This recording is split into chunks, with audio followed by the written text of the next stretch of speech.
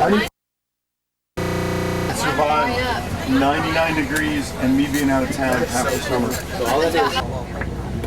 That's really cool. We're gonna go past this too. 2 queens. Oh, okay. Hey, I forgot to tell you all this. Our bus driver for today is Graham. Say bonjour, Graham. Bonjour. I'm just kidding. Say hello, Graham. Morning, Graham. Good morning, Graham. We are glad that you're here with us.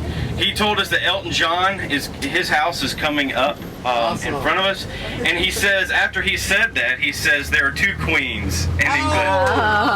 Wow. You go, Graham. You go, Graham.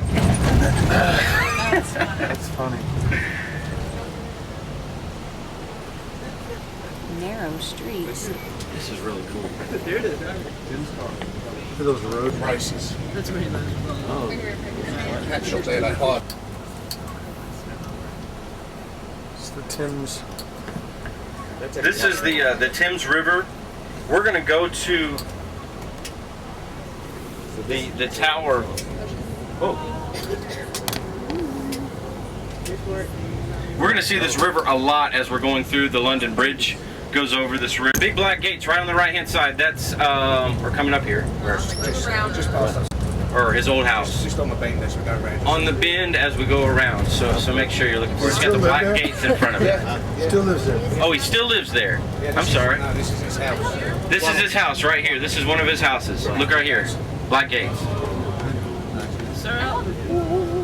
Lovely. Royal cows. Royal cows. Royal milk.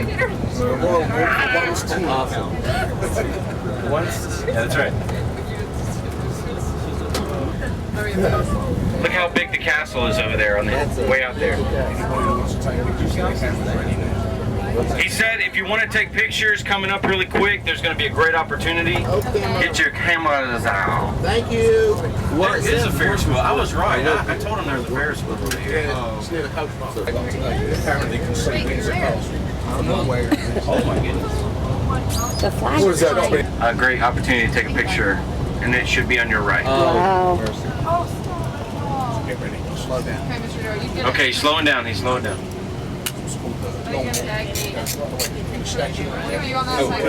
What? Well, gorgeous, gorgeous, gorgeous. No cycles. I took it, but I don't know if it worked. I took it, but I don't know if it worked. Everybody got it. All right. Can you back it up? Hopefully. Just kidding. Yeah, back.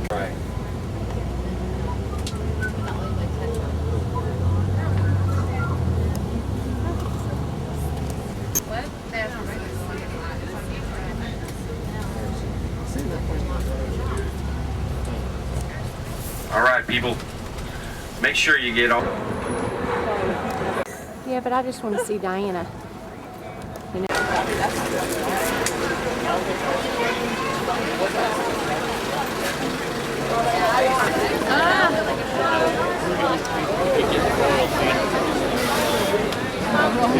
Look at this town. It's not. Here. Give me the camera. It's the tour bus. I said stand there. Click. Don't move over the right so this can tell you. Hey, bus 8.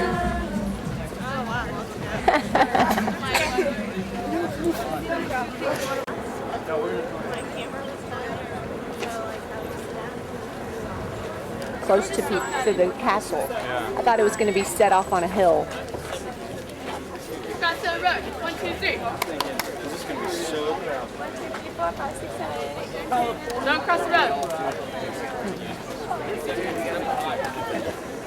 Everybody's got 10:20. Changing the guards at 11. Changing of the guards at 11. That's why we got to try to get our spot over here. But this is our spot. This is our spot right next to this pillar here. Hi, Alana. Where are you today? Hi, I'm at the Windsor Castle. Wow. Hey, can you take our pictures? That's amazing. Parker. Parker. Oh. That looks like a Mr. Miller, like taller Mr. Miller.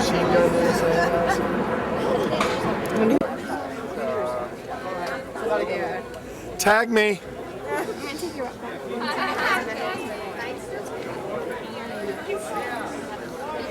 Allison, what'd you say? Allison, hey, no, we don't want that. Because then he'd know everything we're doing. Nice purse, Chase. I got it. We did that before. Tag me. Hey, Alyssa, they need to do it again. 20 minutes. Tell them to do it again. I didn't get it on video. Hey, I'll do it again. I didn't get it on video. Look, I got this though on video. Chase with his purse. Do you want me to take another one? Hey. Let's take a big dip. Yeah, I know. I was like, okay. Ready? 1, 2, 3. Money! That's so goofy. Hey, why do you take it? I want that dress. You see that dress, Cookie? No, I didn't miss it. Who's pickpocketing Behind me? you. Let me look. Just 1 second. I'll do it. Wait. It's a purse. Go, do it. I keep taking random pictures. What are you doing? All right, I'm ready.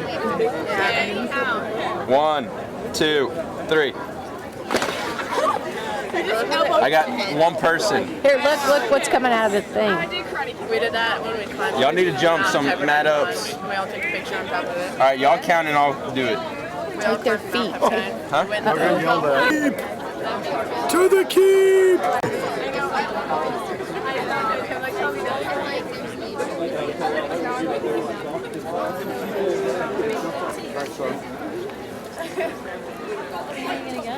Yeah, we break things. You didn't want to push it. Yeah, we just needed to get out of the hotel for a little bit. I bet. We just wanted to be in for a little while. You record, I'll take a picture. Go to Buckingham. We don't. We just get to take pictures. But we go outside, like we can see the things outside.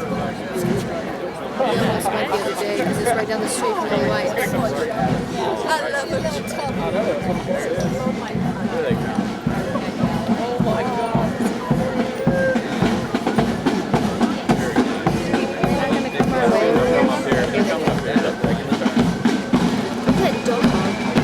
This dog.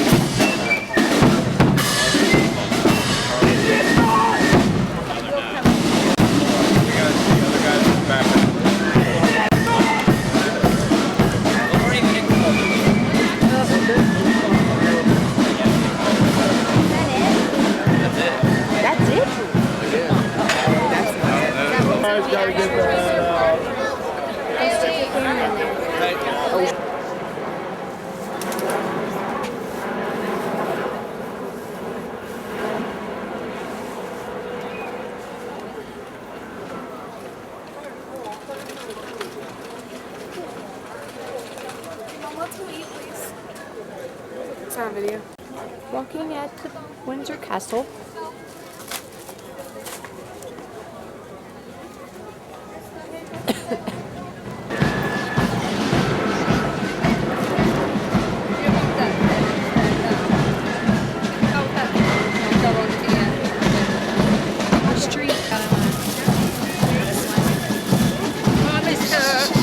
Is that the shirt? Yeah. Like, I got him an XXL. I hope he doesn't get mad at me. I don't know. I don't really ever look at him. And I got my friends a lot of stuff too, so I've been like just getting it all out of the way here.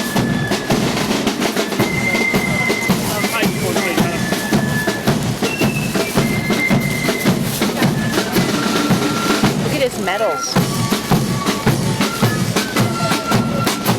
Whoa, look up.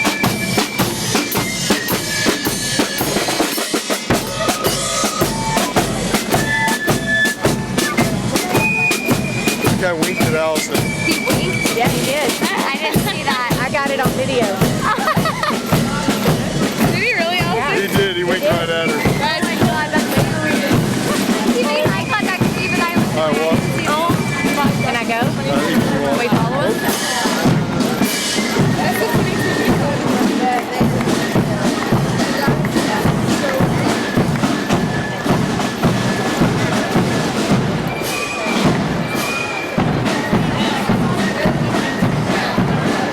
all right, let's go this way.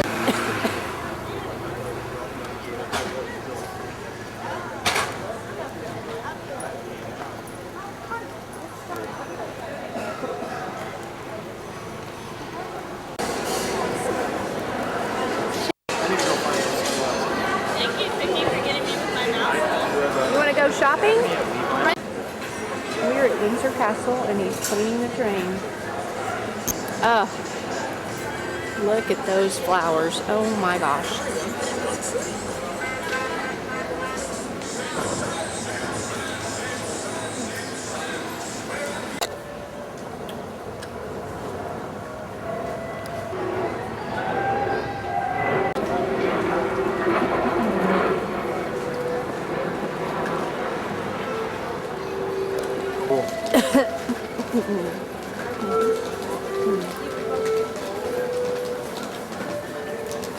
There's the box.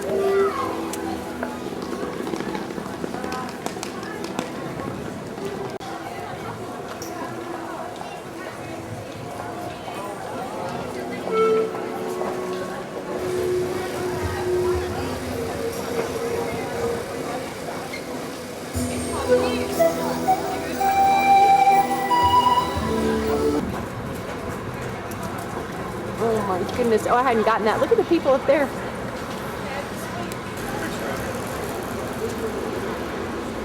Across the street here.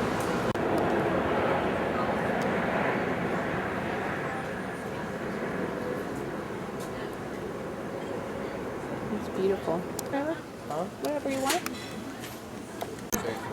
What is Aberdeen? He's a ventriloquist. There's Enoch and Ahmed the terrorist. These flowers. Oh my gosh. Isn't that beautiful?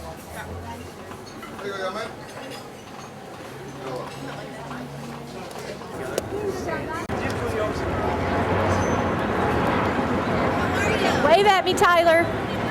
Our new friends. Hi, guys. Hola, ¿cómo estás? Yeah, really. Have you bought Good. anything? Here in a second.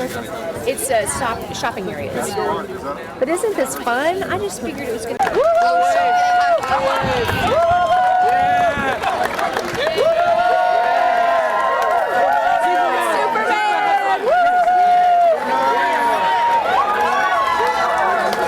Why are they holding? Oh, he's blind. Look, he's blind.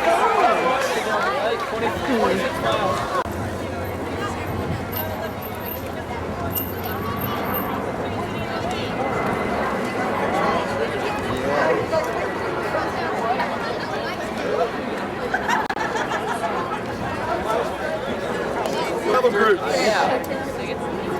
FOTW, give me travel groups real quick. There you go. Isn't this a Oh, that is just a beautiful picture.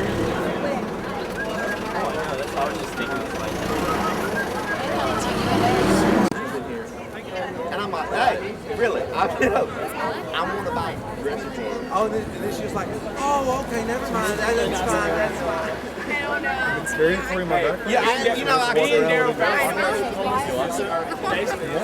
Not a legal weapon in this country. It is? Yeah.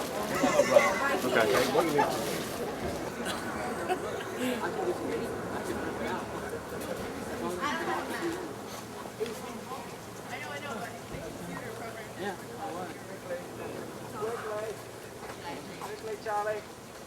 Charlie. Actually, the picture's to the right, man. I'm going to catch one right here, please. Thank you. TOT.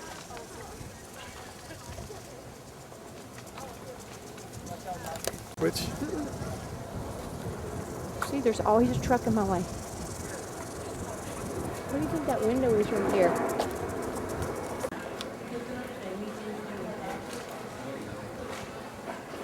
Look, man, I'm trying to see the garden. Don't they sit there for like 12 hours or something crazy?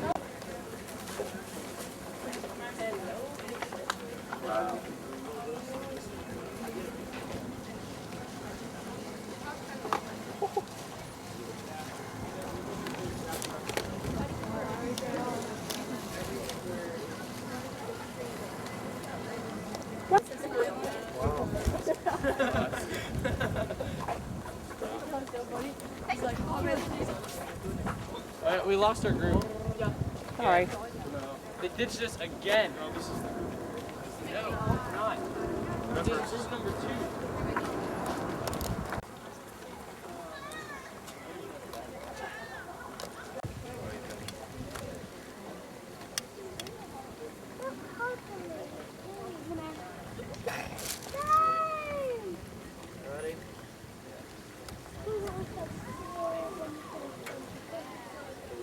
Out of memory. What does that mean? Too many pictures taken.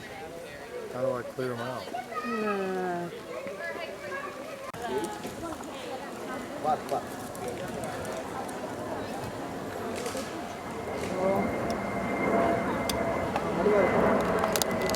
The line coming out.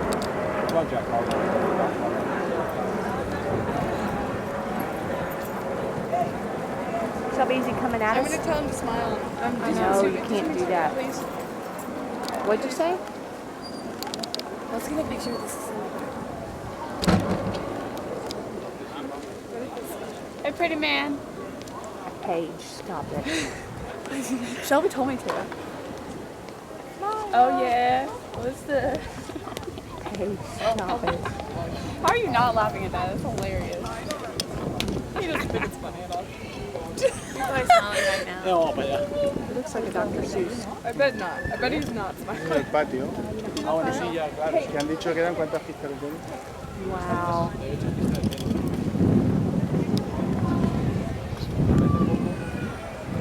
Y aparecen, las carrozas aparecen por allí. Dar la vuelta. El fin de semana en aquella zona de allí. Claro.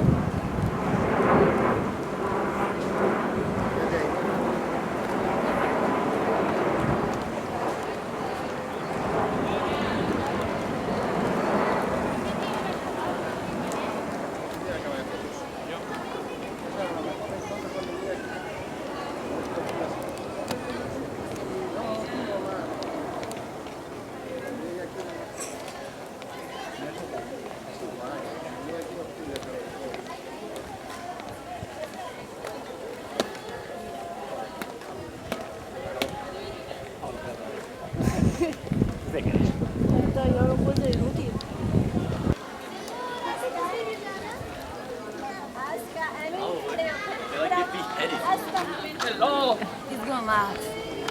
Come on, video this. Funny.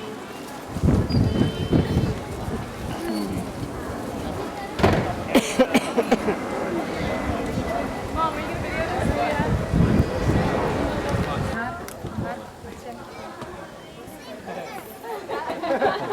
¿Y los torreones?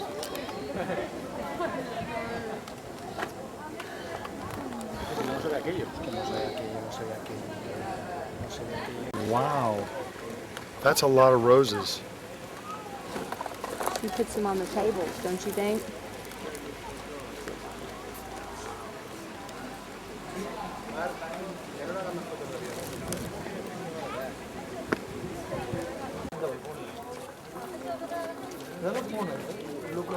Windsor Castle.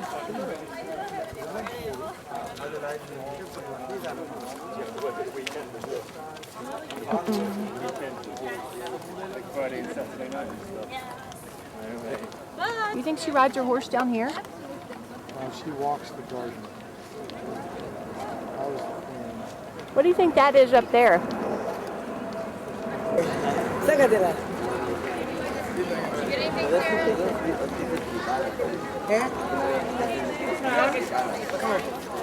the cheapest thing in the whole store. I want to get a crown. St. George's, whatever, yeah.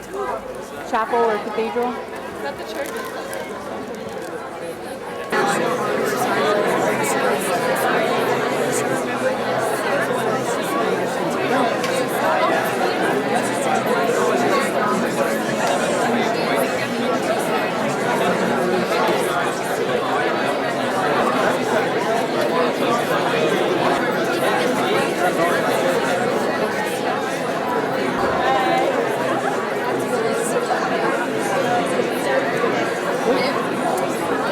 What it looks like. He's so cute. He looks like Oliver Redenbacher.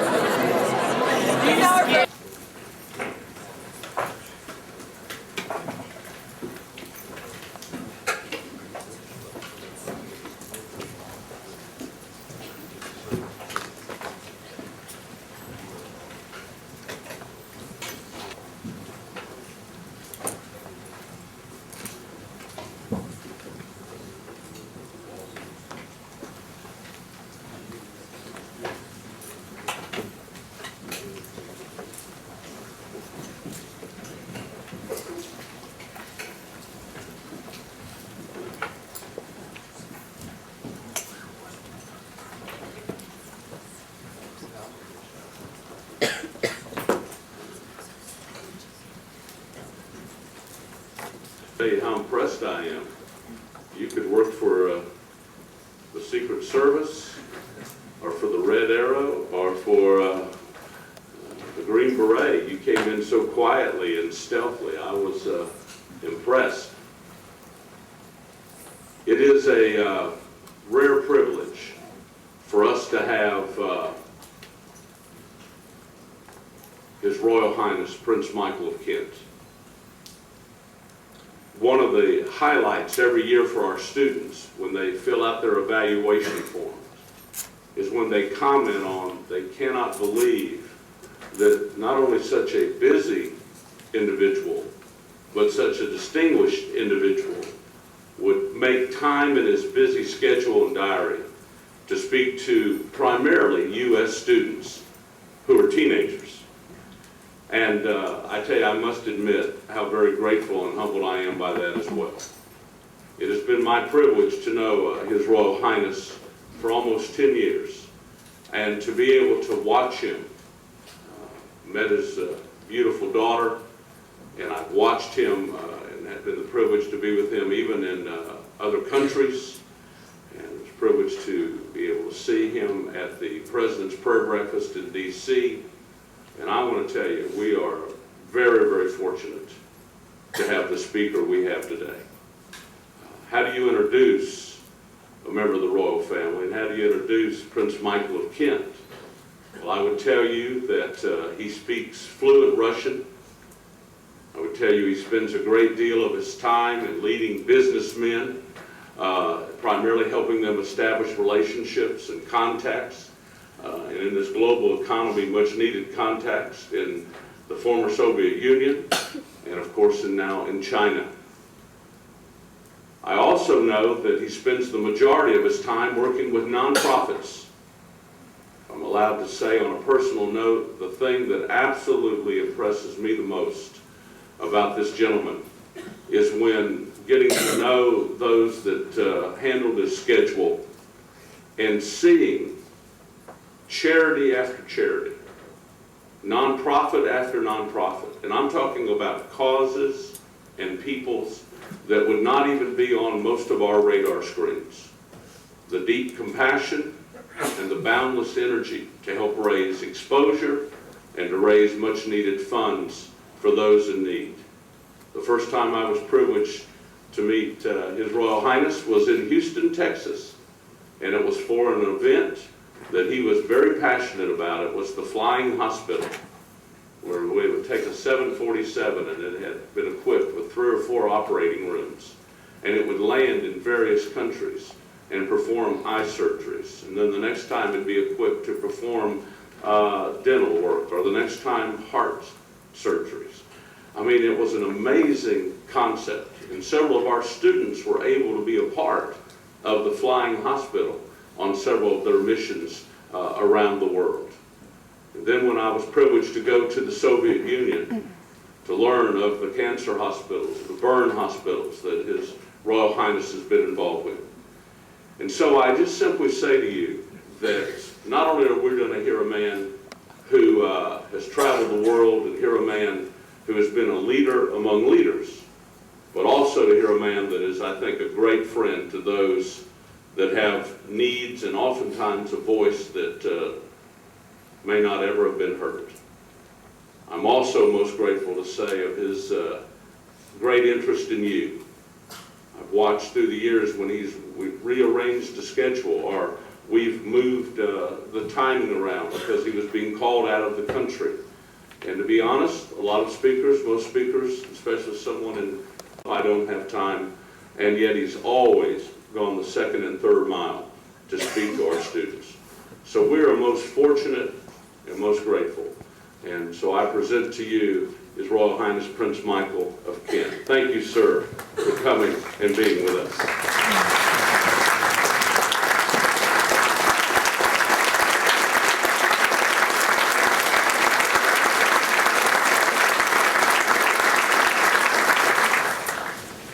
Well, thank you, Jay, very much for your very warm and fulsome introduction.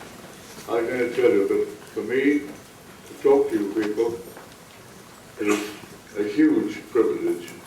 I've kept up to date with what the Student Leadership University has been doing over the last years, and I raise my hat to you, Jay, and to all of you here for the huge American interest you show in your own lives. Now, we're going to go all the way back to the last century. And it's an insular British court, a wider range of European interests and intellectual achievements. What would later be seen as one of the most important of royal marriages took place on the morning of the 10th of February 1840 in St. James's Palace. According to a contemporary account, such was the number of onlookers that so many sought advantage in trees that the branches gave way and they tumbled not immediately to the ground but onto the heads and shoulders of the crowds beneath them. But the Times newspaper could only sneer about the young foreigner who was to marry the Queen. This is what the Times said.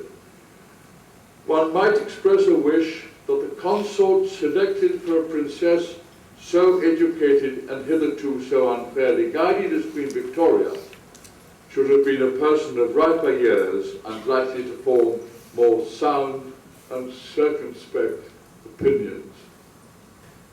A pompous view, but it was a reasonable one. Even Prince Albert himself was concerned about his position, and it took time for Victoria to trust him and take his advice. He may have been the Queen's husband, but he had no title, no real job, and no proper role. And what's more, as a foreigner, he was distrusted by government. But they misjudged him. Prince Albert was a man of enormous energy. He reorganized the royal household. He built a model working farm at Windsor, which is still going. He reorganized and catalogued the royal art collection, and he chaired the Royal Commission to select mural decorations for the newly built Houses of Parliament. And if you go to the Houses of Parliament, you can imagine you find yourself literally in the corridors of power, right? But on one side of the corridor, the whole way along, are these amazing murals. And most important, he was appointed the Queen's private secretary. It's very strange that anybody would appoint their spouse as their private secretary, but that's what happened. He had huge ability. By the age of 29, through diligence and hard work, he was becoming a modernizer and innovator, determined to come to grips with the great industrial age sweeping Britain. Now, here is a portrait of him as Colonel-in-Chief of the 11th Hussars, the cavalry regiment that had escorted him from Dover to London to his wedding. In 1848, as one European royal house after another began to buckle under popular revolution, Prince Albert's anxiety grew. It was against this background that he persuaded Victoria to have their many family in England start working for charitable causes. And they began to give my beloved husband's mind, which is always labouring for the good of others, to see this great thought and work crowned with triumphal success in spite of difficulties and opposition of every unimaginable kind, and of every effort to which jealousy and calumny could resort to cause its failure, has been an immense happiness to us both. After the Great Exhibition, Lord Melbourne wrote to the Queen about Albert, "You said when you were going to be married that he was perfection," which I thought a little exaggerated then, but really I think now it is in some degree realized. The Prince and his committee had 2 aides for their exhibition. The palace was open for only 6 months. It was visited by no less than 6 million people, or a quarter of the entire population at the time of Britain. And don't forget that the first railway had only started operating in about 1840, so it just shows how keen people were to come and see it. At the same time as the Great Exhibition, as part of the process of showing off Britain to the outside world, Prince Albert wanted to demonstrate how good the British were at sport too, particularly sailing. So he challenged the Americans to a race round the Isle of Wight. The race was won by the yacht America, hence the America's Cup. I think if he'd known which way the cookie was going to crumble over the next 100 years, he would never have invited the race dinner to start. Prince Albert, as usual, had been the catalyst. With the profits from the Great Exhibition, he planned the great cluster of museums that are still there today in Kensington. They went on to provide some peace and quiet and to ease the prince's increasing exhaustion. Unfortunately, he was a workaholic, and in just 3 years, he designed and built a new castle, which was a remarkable feat by any standards, before demolishing the old one. This is the only picture that exists of the old and the new together. This one being the new one. One of the customs introduced at Balmoral was that the Queen's piper played outside the walls of the castle every morning for a few minutes, a tradition that continues to this day wherever the present Queen is in residence, except on Sunday. And it was around this time, to give the Queen and her family more security and privacy, that Prince Albert built Osborne House on the Isle of Wight. I've mentioned the Isle of Wight. It's the little diamond-shaped island to the south of England, off Hampshire, near Southampton. They all shared a taste for the cosy life, which they found impossible at Windsor or Buckingham Palace. But both Osborne and Balmoral provided the Queen with a great sense of comfort and escape in her later years. In certain respects, the Queen was fiercely modern. She had an extraordinary understanding of the interests and preoccupations of her subjects, and a natural sympathy for people at every social level. She had greater insight by far than most of her politicians. During the Crimean War in 1854, resurfaced. She told the story of how one night at Windsor, she opened her bedroom window to observe the starry sky, whereupon a sentry below, taking her for a housemaid, began to address her in most affectionate terms. Queen at once drew her curtains, but was simply delighted at what had happened.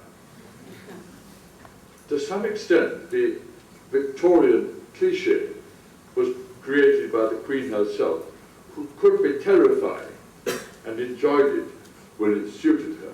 She dominated her family and ensured that no one stepped out of line. Her strong belief was that the crown was a sacred responsibility, that people were reassured by a head of state who took her duties seriously. And that's where the severe image came from. But in private, she was interesting and lively to the end, and there were few members of the household who weren't eventually captivated by her capricious charm. To the insights in not only what made the British Empire, but also into the role of Queen Victoria. Several of our students have asked, and you've graciously agreed to be able to take a couple questions. And so this is a unique opportunity for us with your very demanding schedule, and I thank you for that. So a couple of our students, I believe, are we ready for our questions? Sir, I understand that you spend a lot of your time and money investing in charitable causes. If you could, just tell me what you think are 2 or 3 of the most important needs for our generation today to invest our time and money in. That's a very big question. We've come a long way from Queen Victoria, I can see. What can I tell you? I think you have to be true to your own ideals, your own beliefs. And I'm going to give you my own personal experience. I think if there are interests of yours, and if there are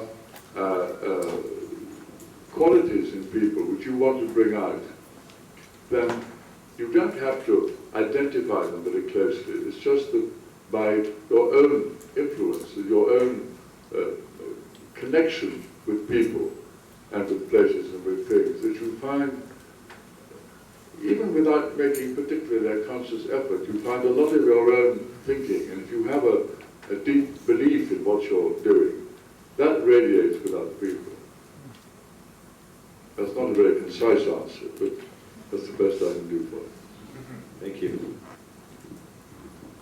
Adams, and I'm from Houston, Texas. I just wanted to, first of all, thank you for your presence with us this morning.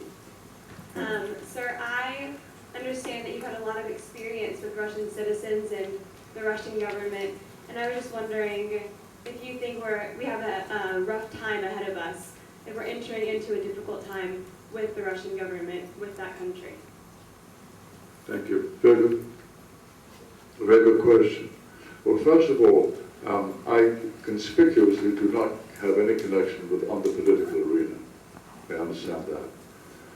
Having said that, I've been traveling now to Russia for the last 15 years or so.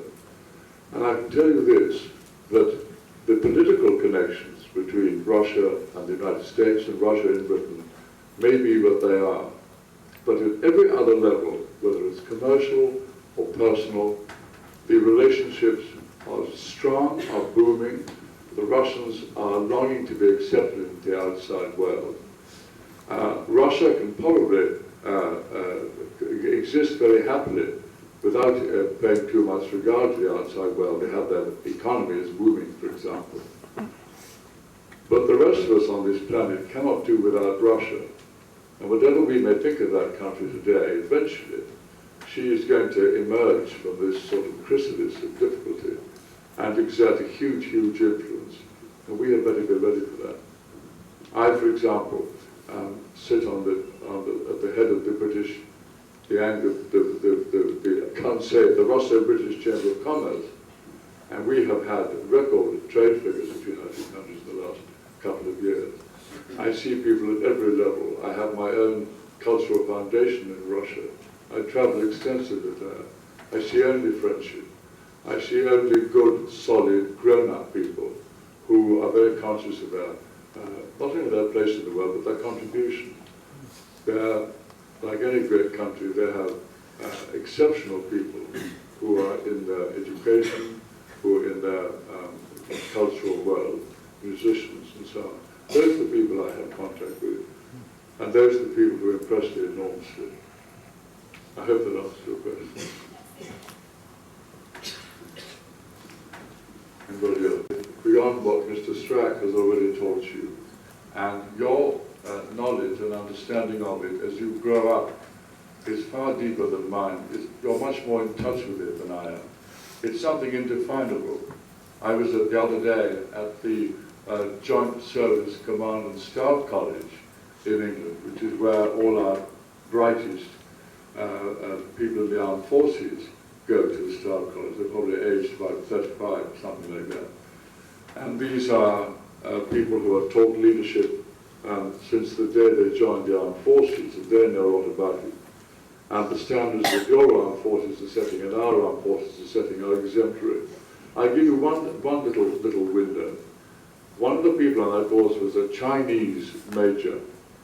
And I said to him, you know, there are many points of contact between your country and mine, at the political level, at the personal level. But for you to be in amongst our military, and for you to listen to what our thinking is, and for us to listen to what you have to say, is probably the most important and the most relevant point of contact that we could ever find. So there are always points like that, and we can learn from that Chinaman, just as you can learn from anybody else. So I think leadership is a very difficult thing to try and define. But I wish you well in your quest for it. Thank you. You mean in terms of books to read, which will be... Yes, sir. Let me think about it. Let me think about it. Goodness, that's a tricky one. I don't think I can give you an answer. You floored me. I think that I know that the spiritual side of life is something which unites us all in this room, and I think that there are always how do you say it, strands of spirituality in so many different books that one reads. I've been very moved by many such things, and I find what's fascinating is that very often in life, in the most unusual circumstances, the most unexpected circumstances, you suddenly hit a streak of gold in terms of inspiration, and that I find fascinating. And very often, as I said before, you find that you get inspired in a most unexpected way, just when you don't think it's going to happen. Suddenly something comes out of the sky and lights up your life. So I can't give you much of an answer, but I can give you a sort of a pointer in the right direction. Look for it, and it's always there.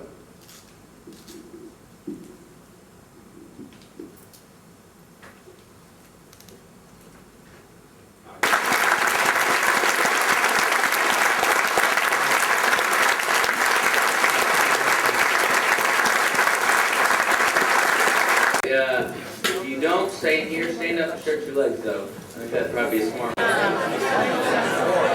can't believe you didn't grab your camera.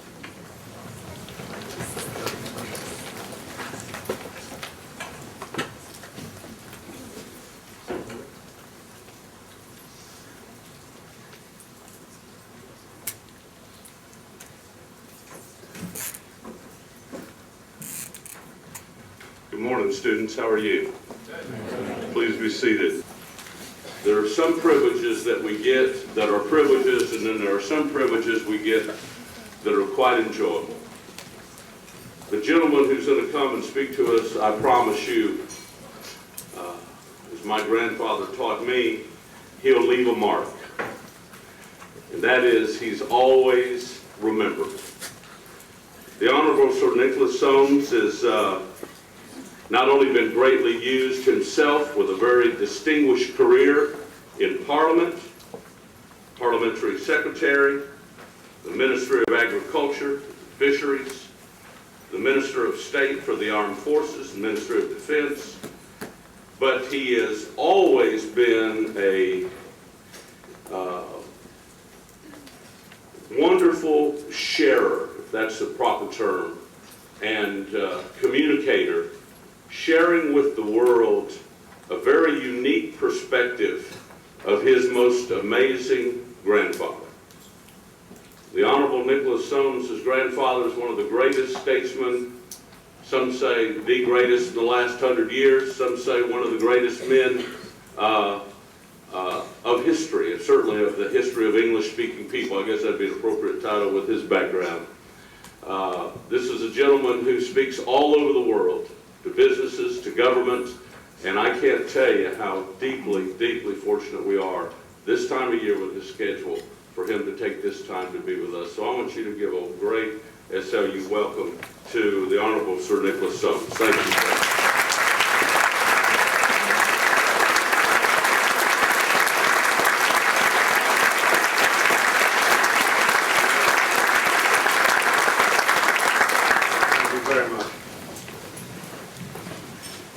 That's the kindest thing anyone's said about me for years.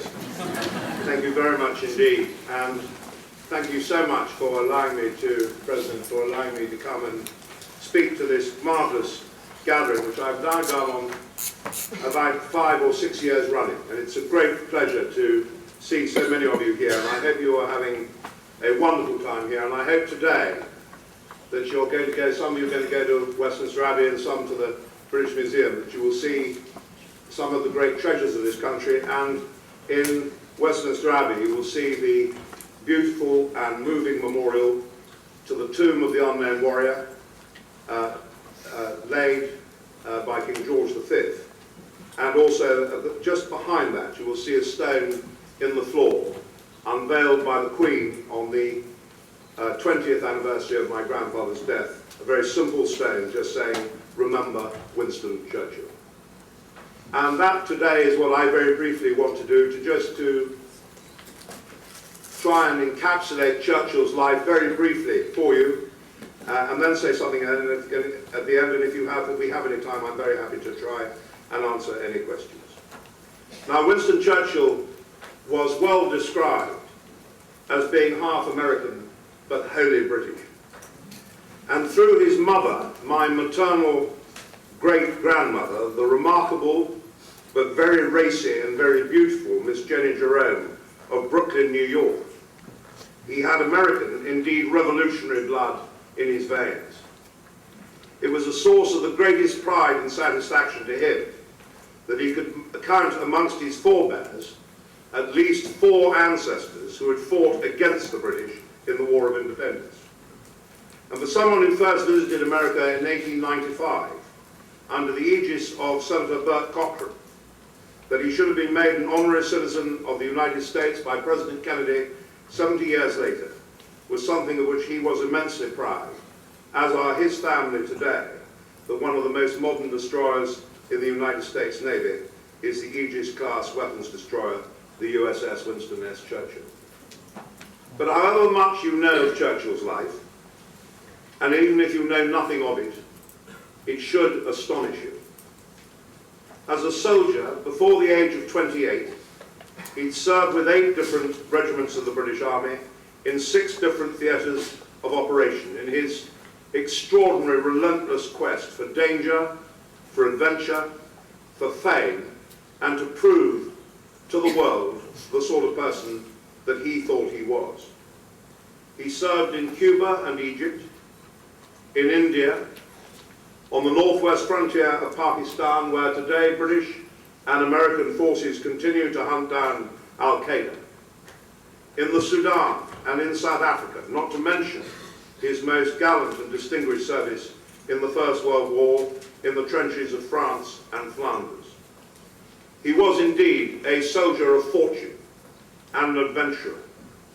He was the war correspondent of the Morning Post, who escaped from the Boers in a brilliant and daring escape after he'd been captured at the Battle of Spion Kop in South Africa. and who charged in the last cavalry charge of the British Army with the 21st Lancers at Omdurman. He was the radical liberal politician of the 1900s, the reforming and still often quoted Home Secretary. He was the First Lord of the Admiralty, the head of the British Navy, who had the British fleet ready and put to sea in May 1914. And again, by some astonishing quirk of almost divine fate, he put the fleet to sea again in May of 1939. I was 10 years old. I didn't settle the future of the world with him. He was 16 when he died. But I hope I have a feel for what he was. I think at the very root of his character, his greatest quality was his tremendous moral and physical courage, and especially his great humanity. In an age when there seem to be so few real heroes, it is this that strikes so powerful a chord across the world.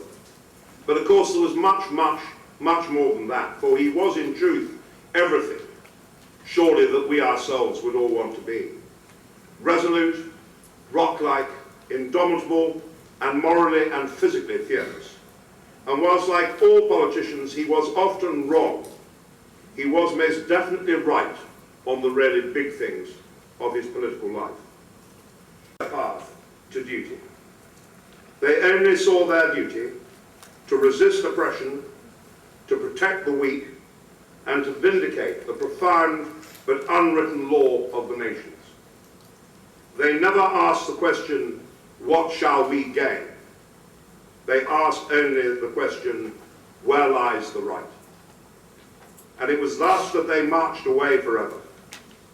And yet from that uncalculating exaltation and devotion, detached from all consideration of material gain, we may be sure that goodwill will come to their countrymen and to this island that they guarded in its reputation and safety so faithfully and so well. Churchill was indeed a noble spirit, sustained in his long life by an abiding faith in the capacity of man to live in peace, to seek prosperity and a better way of life for all, and to ward off threats by his own exertions, matched by formidable powers of work and duty. His life was much dogged by controversy and sometimes despair and often abuse, but none of these ever deflected him from his sense of duty and his faith in the British people, and especially in the Atlantic Alliance. As Isaiah Berlin, the great British philosopher, said of Churchill in 1945 at the end of the Great War, a man larger than life, composed of bigger and simpler elements than ordinary men, a gigantic historical figure during his own lifetime, superhumanly bold, strong and imaginative, one of the two greatest men of action his nation has produced, an orator of prodigious powers, the saviour of his country, a mythical hero who belongs to legend as much as to reality, the largest human being of our time. Well, certainly he was one of the most brilliant and gifted Englishmen of all time. Statesman and war leader, a gallant soldier, a fearless early aviator, the holder in Great Britain of Private Pilot's Licence No. 2, the master of strategy, journalist, bricklayer, author, winner of a Nobel Prize for Literature, scholar, sage, historian, painter and visionary, and incidentally a devoted and loving husband, father and grandfather. And these qualities shine for us today, even brighter, when they march with humour, an almost complete lack of side and pomposity, and most of all, a generous and wonderful understanding of men and women and what makes them tick. So here indeed was a man for the difficult times. Indeed, a man for all the times. Half American, and yet ever ardent for closer bonds with North America and with Europe. Born in an English palace 130 years ago and buried in the tiny graveyard at Bladen, next door to it, at the entrance to the great park at Bladen. He was at one with all people of courage and goodwill, no matter what their race, their rank, or their nation. To conclude, I want to make 2 points to you quite apart from that. I want to briefly say something about foreign policy, and then I want to say something Tarsum. Firstly, I'm sure that all of you can feel and see and sense the astonishing seismic shift that is taking place in the world today. The end of the Cold War and all the certainties that your parents and I grew up in came to an end, and with it an era that we could predict. It led to the collapse of the Soviet Union and the Warsaw Pact, and as I say, all the old certainties just disappeared from the window. Interestingly, in political terms, that has made life less interesting because some of the big divides have disappeared from national lives, both yours and in this country. When I was growing up in politics, there were 2 very clear opposing world views. The free market with all its opportunities, with its apogee and role model in the United States of America, versus state capitalism and the spread of communism and the real threat of Russian thermonuclear weapons. All these, to a generation pre your life, seemed very real indeed. In Europe, in this country and in Europe, the European Union has now enlarged to 27 nations. Most of the countries that comprise the Warsaw Pact have either joined NATO or joined the European Union. It's almost impossible to get one's head around. There are very great difficulties in relations between Europe and America. There are the transatlantic tensions that exist around Iraq and Afghanistan. There is the absolute requirement to try to secure a Middle East peace process that achieves a result. There is the terrible unsolved quandary of Africa and how we can cope with this extraordinary, huge, emergent financial, commercial, industrial and political power of China, India, Russia and Brazil. Big decisions are going to be required of governments in your country and mine as to how they deal with these new challenges.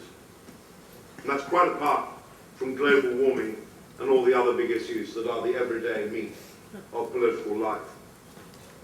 We believe in this country, and that we are determined to ensure that the United Kingdom's role, not as a superpower, but as a major participant in world affairs, using our assets and our experience at the forefront of the world community. And I hope you will get some sense of how the history, which you will see this morning in the Abbey, has melded through into modern times today. And now for the Tarsum bit, and this is directed to you with great goodwill, the sense of humility, or the common sense to look well back in time, are seldom able to look very far ahead with any self-confidence. As well as the most wonderful opportunities and chances that are going to be open to you, the world that you are going out into is a great lie. It tells you that it worships and admires money. But at the end of the day, actually it doesn't. It says it adores fame and celebrity, but it doesn't really. And what I'm always so impressed by is that actually at the end of the day, if you look back on people's lives, what the world admires and most wants to hold on to and not to lose is goodness. The world admires virtue. At the end, it gives its greatest tributes to generosity, honesty, courage, mercy, talents all well used, talents that when brought into the world really do make it a better place. Actually, that is what the world most admires. There is a great lesson there for all of us. Whatever our calling is, or whatever our calling will be, whether in public life or in the professions, or however you choose to make your way in the world. I found a letter the other day written by an American, Mary Sarton, who was living in London during the Blitz in 1941. I don't think any of us can imagine what it must be like to live in a city that is bombed every day and all night for months and months and months. This is what Mary Sarton wrote to someone in America. It's appropriate for our times today. She said this: "Whatever I hope or believe, profound changes are taking place, and that is reason for hope in itself. And as at all moments of crisis, inner and outer, it can be the end or the beginning, depending on the human mind and on human greatness or weakness. I am glad to be living at such a time. I consider it an honour." Well, you and I are very lucky and very honoured to be living at this time. For your generation faces the most tremendous challenges. Upon you and upon your shoulders will come the conclusion, either successful or otherwise, of the fight against global poverty, against ignorance and disease, the dealing of the transfer of economic power and influence from the West to the East, the shortages of water, energy and food, and the threat of climate change, all of which require global, not national solutions. These are all going to be dealt with by you and your generation. Economics may be global, but all politics is local. And the world in your generation needs especially to find a way to integrate the two. In politics, as in life, it is when the winds blow hardest that you need the deepest roots. Parliament in this country, Congress in yours, people in every walk of life are often asked to enter almost uncharted territory. And it is then